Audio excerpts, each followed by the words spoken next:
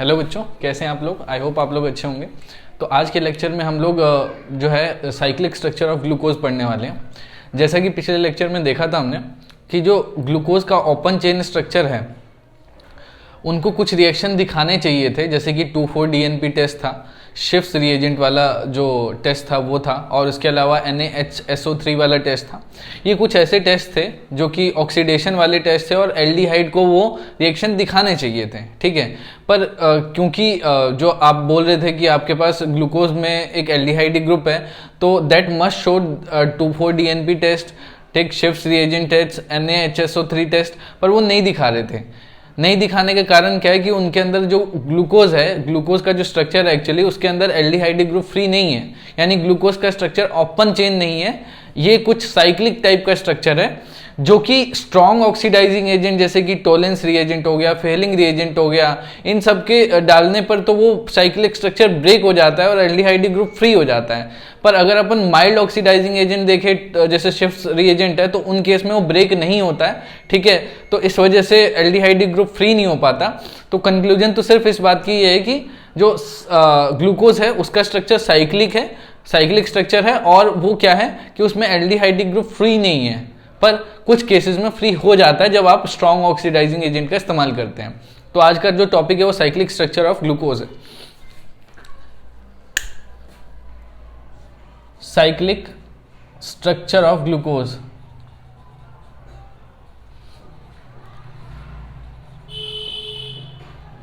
Last time हमने शायद glucose का साइक्लिक स्ट्रक्चर लास्ट में बना के भी दिखा दिया था, पर फिर बनाएंगे।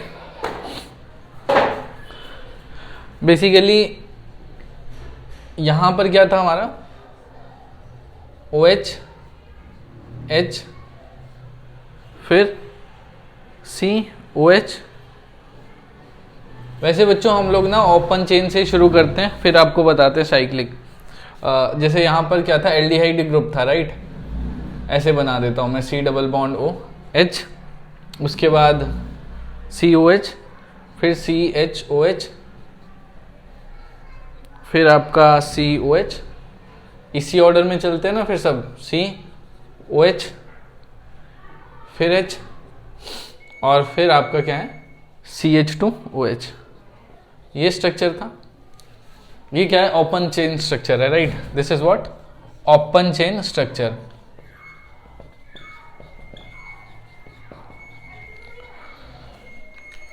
इसमें हो क्या रहा था बेसिकली, क्योंकि ये एल्डिहाइड ग्रुप है, इलेक्ट्रॉन अपने ऑक्सीजन अपने इलेक्ट्रॉन खींच सकता है, उस वजह से कार्बन पे क्या आ रहा था, पॉजिटिव चार्ज, राइट।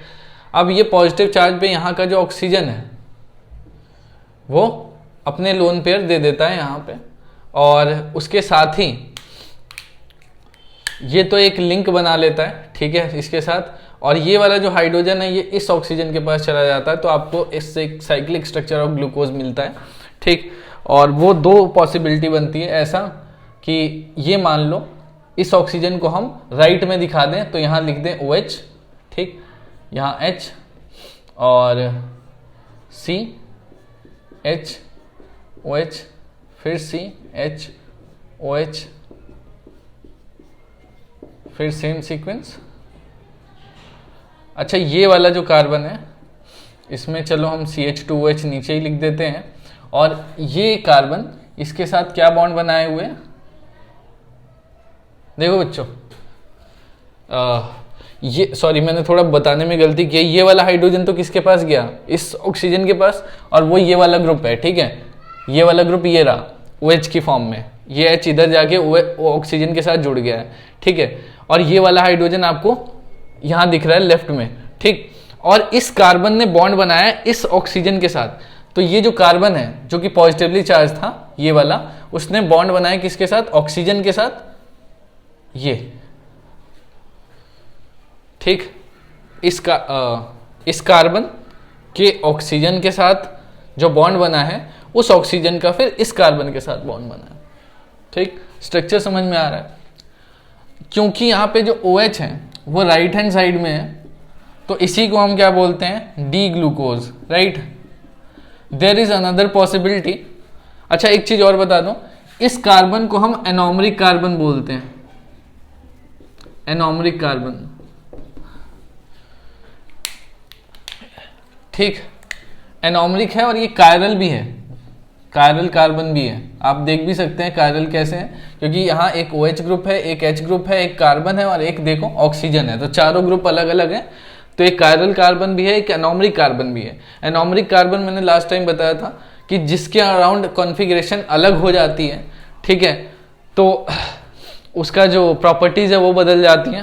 तो लास्ट टाइम मैं एनोमर की डेफिनेशन भी लिखी थी कि वो टाइप का डायस्टीरियोमर, ठीक, या कार्बोहाइड्रेट जिसमें एक कायरल कार्बन की जो कॉन्फ़िगरेशन है वो अलग हो, और वो कायरल कार्बन कौन सा होना चाहिए, एनोमरिक होना चाहिए, यानी वो हेमी एसिटल या हेमी कीटल वाला ग्रुप होना चाहिए, ठीक। तो ये देखो, ये जो कार्बन है ये this is a part of hemiacetal और हेमी कीटल ग्रुप, राइट। अभी फिलहाल तो हेमी एसिटल है, हेमी कीटल नहीं है, क्योंकि वो तो फिर फ्रक्टोस में होगा। पर आप इतना समझो, साइक्लिक स्ट्रक्चर बना दिया हमने। अगर मैं इसको क्या बना देता,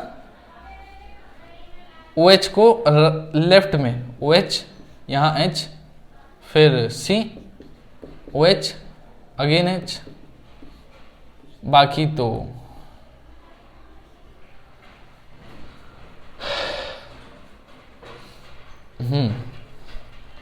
ये आपका OH था, फिर सेकंड वाला OH, फिर H, ठीक है, बस इसी ऑर्डर में लेना आपको।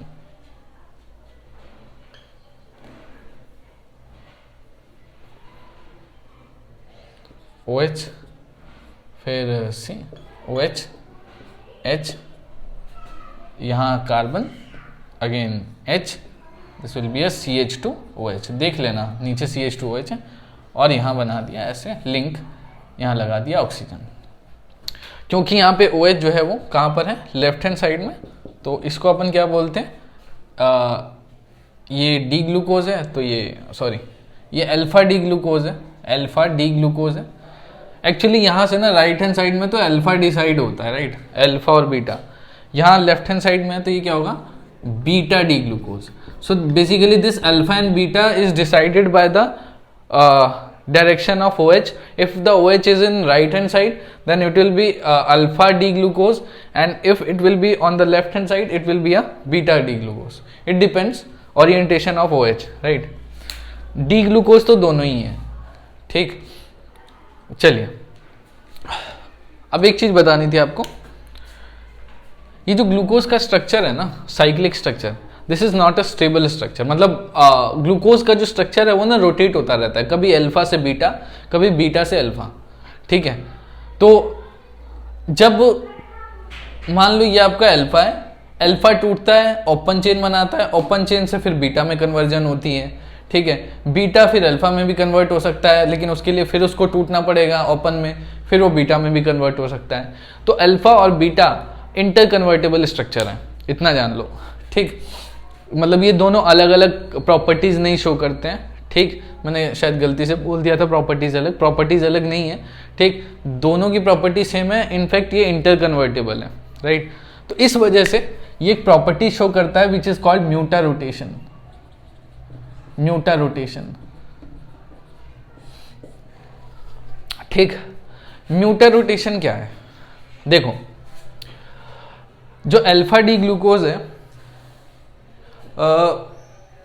हाँ, ये अल्फा डी ग्लूकोज, इसका जो स्पेसिफिक रोटेशन होता है, this is a sign of specific rotation, आप देख लेना। ये मैं किसका लगा रहा हूं, this is a specific rotation, right. तो जो स्पेसिफिक रोटेशन होता है अल्फा डी का, वो 19 डिग्री होता है प्लस में, राइट, 19 डिग्री। कहने का मतलब है कि जब मान लो किसी एक वेसल में अल्फा डी ग्लूकोज पड़ा हुआ है और आप उसमें से लाइट पास करते हैं, प्लेन पोलराइज लाइट, राइट, तो वो उसको क्या करेगा, 19 डिग्री राइट में रोटेट कर देगा। प्लस का मतलब है कि प्लेन पोलराइज लाइट उस सब्सटेंस में जाने के बाद प्लस 19 डिग्री राइट में रोटेट हो जाएगा, ठीक। अच्छा, ये जो बीटा डी ग्लूकोज है, ये क्या करता है, इसका जो स्पेसिफिक रोटेशन है, अब इससे ये मत समझ लेना कि कुछ और, ये स्पेसिफिक रोटेशन का साइन है, ठीक है। तो वो होता है 1112 degree Celsius, sorry 1112 degree Celsius बोला जाता है डिग्री पे, तो 112 डिग्री, ठीक। ये है specific rotation of beta D glucose. अब मैं क्या बोल रहा हूं कि alpha D glucose interconvertible है किसमें, बीटा डी ग्लूकोज में, राइट। तो it is very difficult to distinguish या सेपरेट अदर अल्फा और बीटा, ठीक। मिक्सचर ही मिलता है जनरली आपको, उसमें कुछ ओपन चेन स्ट्रक्चर भी होता है, कुछ अल्फा डी और कुछ beta D. Just a second.